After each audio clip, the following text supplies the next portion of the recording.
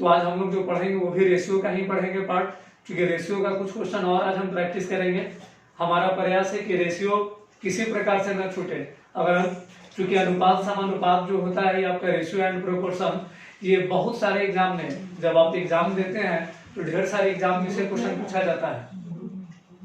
तो ढेर सारे एग्जाम में जब पूछा जा रहा है तो क्वेश्चन भी अधिक से अधिक अगर हम लोग बना लें, अधिक से अधिक टाइप अलग, अधिक से अधिक कॉन्सेप्ट को जान ले तो आपको दिक्कत नहीं होगा। इसलिए आज फिर से हम लोग पढ़ेंगे सभी। हम लोग क्वेश्चन को देख लें। क्वेश्चन आपको दिया है कि दो संख्या है, उस दो संख्या का आपको दिया है कि अंतर, योगफल और गुणनफल का अनुपात 1:7:24 है। तो क्वेश्चन आपसे पूछ रहा है इन संख्याओं का गुणनफल क्या होगा। तो हम लोग थोड़ा यहाँ पर ध्यान देंगे कि एक ऐसा ये आपको ये जो क्वेश्चन दिया है इसमें आपको तीनों टर्म यूज कर रहा है, अंतर, योगफल और गुणनफल, डिफरेंस, सम और उसका प्रोडक्ट, ये तीनों का यूज कर रहा है इसमें। अब हम लोग यहाँ ध्यान देंगे थोड़ा, ये जो हमारा क्वेश्चन दिया है दो संख्या का अंतर, योगफल और गुणनफल, अंतर, योगफल और गुणनफल दिया है। इसमें हम थोड़ा ध्यान देंगे कि ये जो कंडीशन दे रहा है कि 1:7:24, तो इन संख्याओं का गुणनफल कितना होगा। तो यहाँ पर आप लोग थोड़ा ध्यान देंगे कि जब भी इस तरह का मैथ दे आपको तीनों का तीनों कैलकुलेशन का जो टर्म होता है यहाँ पर यूज कर रहा है, तो आपको सोचना होगा कि आखिर हम कौन सा कंसेप्ट लगाएं जहाँ तीनों का तीनों शामिल हो। तो इसके लिए आप अलजेब्रा में सबसे पहला संख्या मानना पड़ेगा। तो हम मान ले कि पहला संख्या x और दूसरा y। तो अलजेब्रा में हम लोग एक फार्मूला पढ़े हैं कि जिसमें अंतर, योगफल और गुणनफल तीनों का तीनों शामिल होता है। तो आप इस ऐसे लिख सकते हैं इसको, x माइनस वाई का होल स्क्वायर बराबर x प्लस वाई का होल स्क्वायर माइनस 4xy। हम लोग थोड़ा यहाँ पर ध्यान देंगे, ये जो हमारा अंतर, योगफल और ये हमारा गुणनफल, ये तीनों को बता रहा है। ये जो मेरा अंतर, योगफल और गुणनफल का अनुपात दिया है और क्वेश्चन में भी आपसे गुणनफल पूछा जा रहा है, तो आप इसमें सीधे सेट कर सकते हैं, क्योंकि तीनों का तीनों टर्म आपको पता है। लेकिन यहाँ पर ध्यान थोड़ा हमको देना है कि ये जो अंतर, योगफल और गुणनफल है ये अनुपात के टर्म है, तो इसको हमें अनुपात से बाहर निकालना होगा। तो यहाँ पर थोड़ा ध्यान दीजिएगा, x माइनस वाई जो अंतर है ये 1 है। तो अनुपात से जब भी हम लोग किसी टर्म को जब बाहर निकालते हैं तो उसको किसी कांस्टेंट से मल्टीप्लाई करते हैं, तो अब कांस्टेंट के रूप में k मान सकते हैं। तो 1 गुना k। अब हमारा योगफल दे रहा है x प्लस वाई 7k, उसके बाद गुणनफल x इंटू वाई 24k। ठीक है, अब हम लोग ये तीनों का तीनों लिख लिए। अब इसको यहाँ पर सेट करेंगे,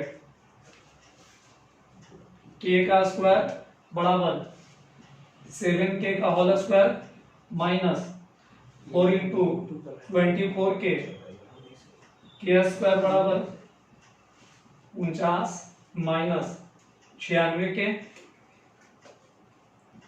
48 के स्क्वायर बराबर 96k, के बराबर 2 बराबर होता है। उसी कॉन्सेप्ट को हम लोग सेट करेंगे और आसानी से बना लेंगे इसको।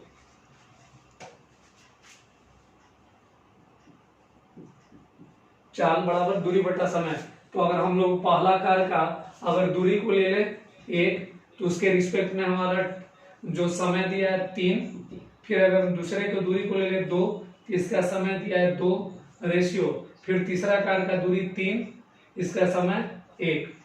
इस प्रकार हम लोग सेट कर लिए चाल बराबर दूरी बटा समय। अब यहाँ पर आप थोड़ा ध्यान देंगे कि अनुपात में अगर कोई भी मान अगर फ्रैक्शन के रूप में दिया होता है तो उसको हम लोग पूर्णांक इंटीजर में बदल लेते हैं। तो इसके लिए हम लोग एलसीएम ले लेंगे, 3 2 1 एलसीएम आप ले लें, 6 से मल्टीप्लाई हम लोग कर देंगे,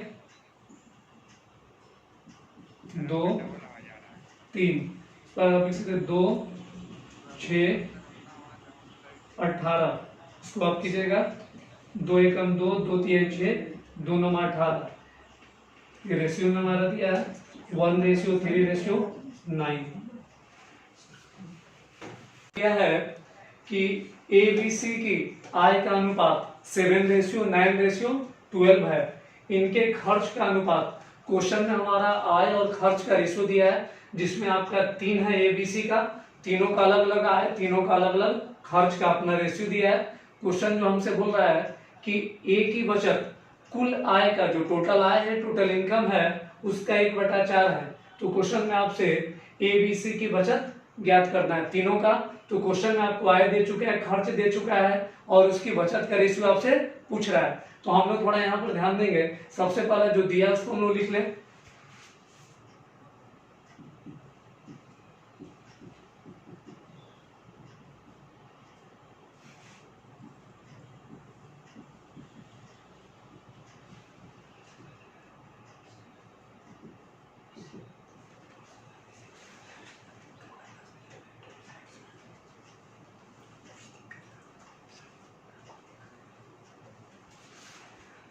ये हम लोग लिख लिए। अब हम लोग थोड़ा यहाँ पर ध्यान देंगे। हमारा ये तो जो दोनों दिया है आय और खर्च, इसको हमने लिख लिया। अब जो कह रहा है कि ए की बचत कुल आय का 1/4 है, हम इस लाइन को थोड़ा समझेंगे।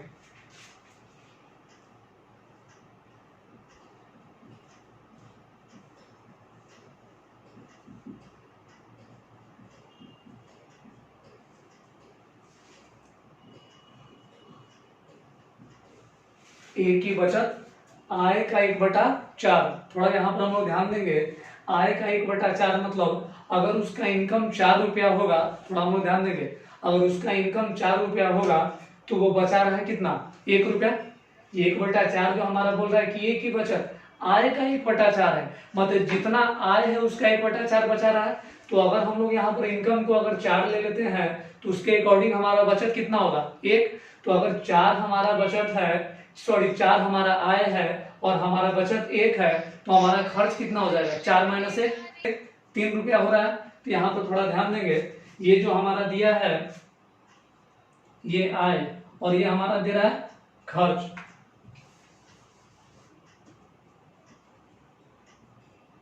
तो इसको अगर हम लोग, यहाँ पर दिख रहा है कि हमारा आय कितना हो रहा है, 4, तो आप इसको 4 से गुना कर दें।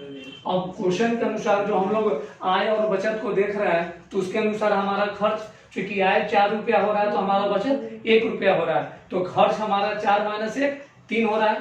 तो इस खर्च में हम लोग 3 से मल्टीप्लाई कर दें। अब हम लोग थोड़ा यहाँ पर ध्यान देंगे कि ये जो हमारा 4 आय से गुना हुआ और खर्च हमारा 3 से गुना हुआ, लेकिन हम लोग अब इस दोनों यहाँ पर जो हमें निकालना है बचत, तो बचत निकालने के लिए जब हम दोनों को अगर बैलेंस करेंगे तो आपको पता है कि अगर हम जितना ऊपर से गुना करते हैं उतना ही नीचे से मल्टीप्लाई करते हैं। तो ऊपर में हम लोग ये जो नीचे में 8 दिया है इसको ऊपर में 8 से गुना कर दें, और ये जो ऊपर में 7 हमारा दिया है उस 7 को नीचे से गुना कर दें। अब हमारा जो निकलेगा इस प्रकार, ये हमारा आय का रेशियो होगा और ये खर्च का रेशियो होगा। और आय और खर्च अगर हमको पता चल गया तो हम लोग क्या करेंगे, उसको माइनस कर देंगे। तो जब माइनस करेंगे तो हमारा कंसेक्यूटिव फिर से ए बी सी की बचत पता चल जाएगा। तो उस तरह से आप लोग इसको हम लोग थोड़ा सॉल्व कर लें।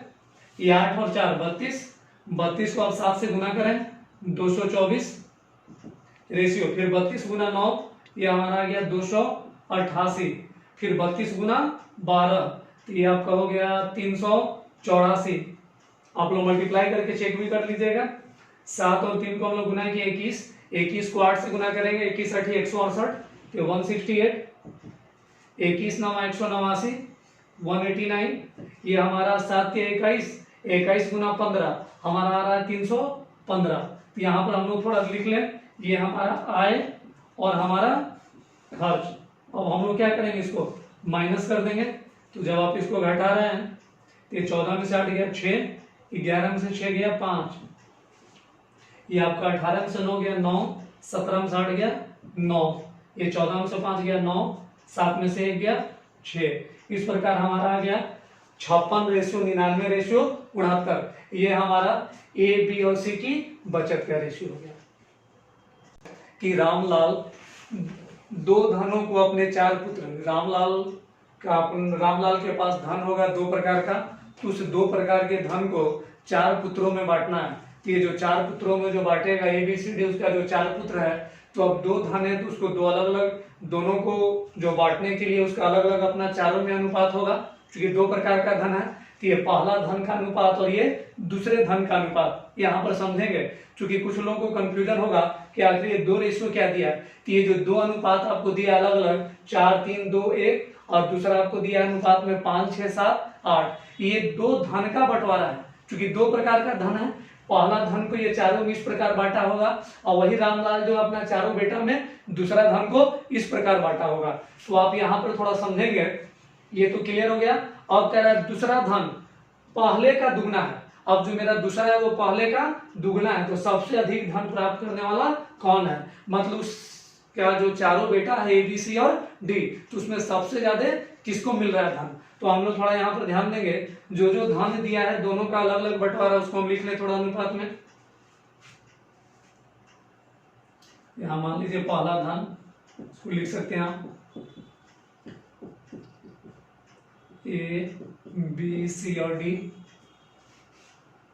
4 3 2 1। दूसरा धन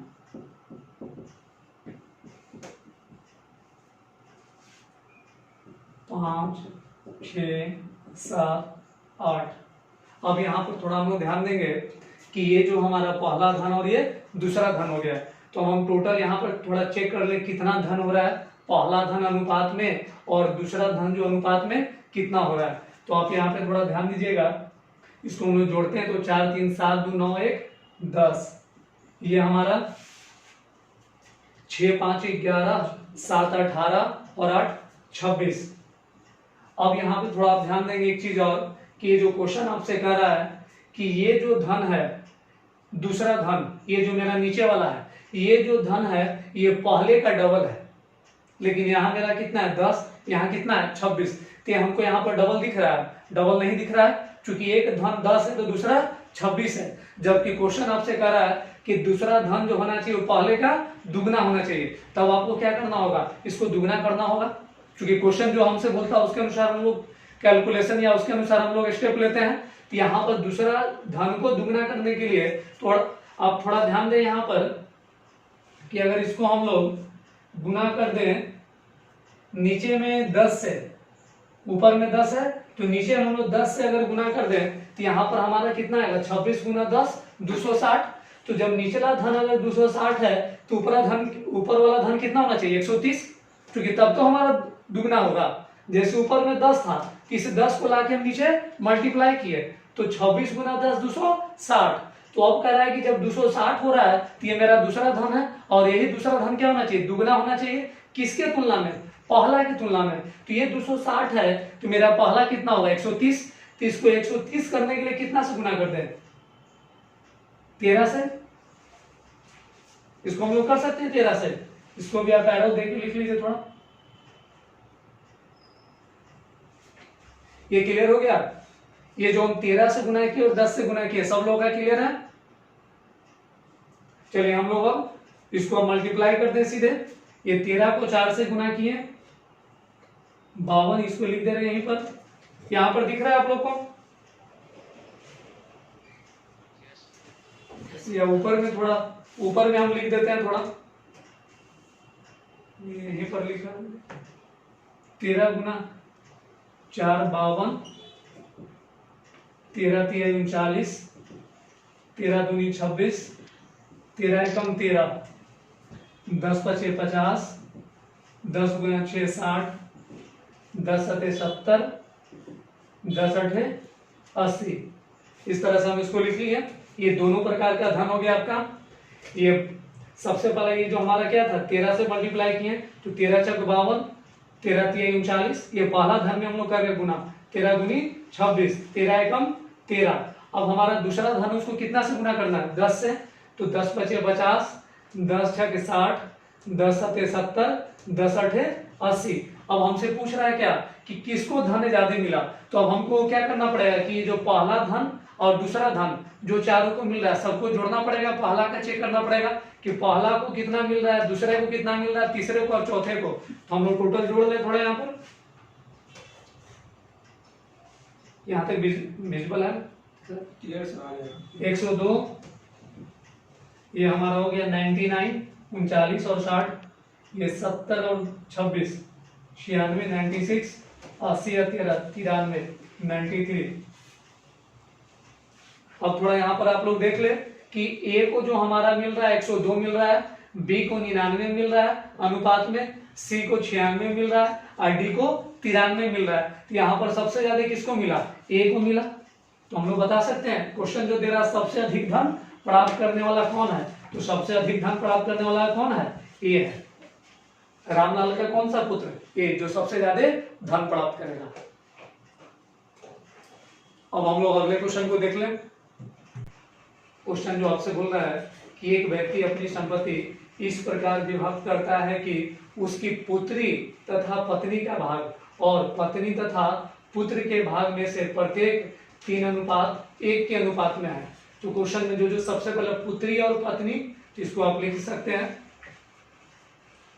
पुत्री रेशियो पत्नी और पत्नी तथा पुत्र, तो पत्नी रेशियो पुत्र। अब दे रहा है कि पत्नी तथा पुत्र के भाग में से प्रत्येक 3:1 है, मतलब पुत्री और पत्नी 3:1 हमारा। उसके बाद दे रहा है पत्नी और पुत्र भी 3:1 दिया है। ये क्वेश्चन में हमारा दे रहा है पुत्री और पत्नी का रेशियो 3:1 और पत्नी और पुत्र का रेशियो 3:1 है। तो आप यहाँ पे थोड़ा ध्यान दीजिएगा, आप ये जो अनुपात में पढ़े कि इसको इससे गुना किया जाता है 3 9 3 एकम 3 1 एकम 1।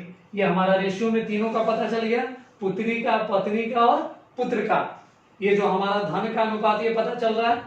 अब दे रहा है क्वेश्चन में कि पुत्र को पुत्री से 10,000 कम मिले। अब थोड़ा ध्यान यहाँ पर ध्यान देंगे, पुत्र को देखिए क्वेश्चन यहाँ दे रहा है पुत्र को पुत्री से, तो पुत्र को यहाँ पर मिल रहा है 1 और पुत्री को मिल रहा है 9। तो यहाँ पर कह रहा है कि जो कम मिल रहा है कितना? 10,000। मतलब पुत्र और पुत्री का अंतर, थोड़ा हम ध्यान देंगे कि पुत्र और पुत्री का जो अंतर हमारा बोल रहा है वो कितना कह रहा है? 10,000। तो यहाँ भी हम लोग थोड़ा चेक कर लें कि अनुपात में हमारा पुत्री 9 और पुत्र 1, तो 9 में से 1 गया 8।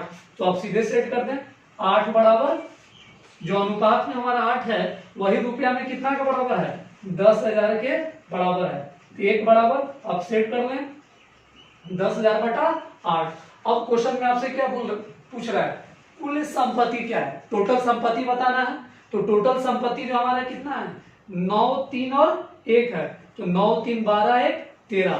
तो आप टोटल संपत्ति निकालने के लिए इसको 13 से मल्टीप्लाई कर दें। अब 4 से काटिए, 4 दूनी 8, 4 से 25, 2 से फिर कटेगा 125, 1250। अब आप 1250 गुना 13 कीजिए, आंसर आएगा आपका 16,250 रुपया।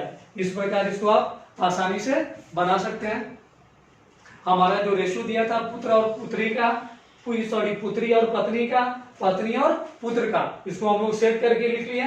फिर ये जो दे रहा था कि पुत्र और पुत्री का अंतर रुपया में 10,000 है, तो हम अनुपात में चेक कर लिए, 9 में से 1 गया 8, 8 बराबर इतना, इसलिए 1 बराबर, इसलिए हमारा टोटल संपत्ति बोल रहा है तो 9 3 12 1 13, तो 13 बराबर 16,250 रुपया। हमें विश्वास है कि बच्चों आपको ये समझ में आया होगा और आपको धन्यवाद कि आप इतने टाइम तक क्लास में बने रहे, पूरे वीडियो को आप लोग देखें। तो आप लोगों से हमारा एक रिक्वेस्ट है कि अगर आपको हमारा वीडियो अच्छा लगा हो तो प्लीज सब्सक्राइब, शेयर और अपने दोस्तों तक भी उसे अधिक से अधिक शेयर करें। जय हिंद, वंदे मातरम।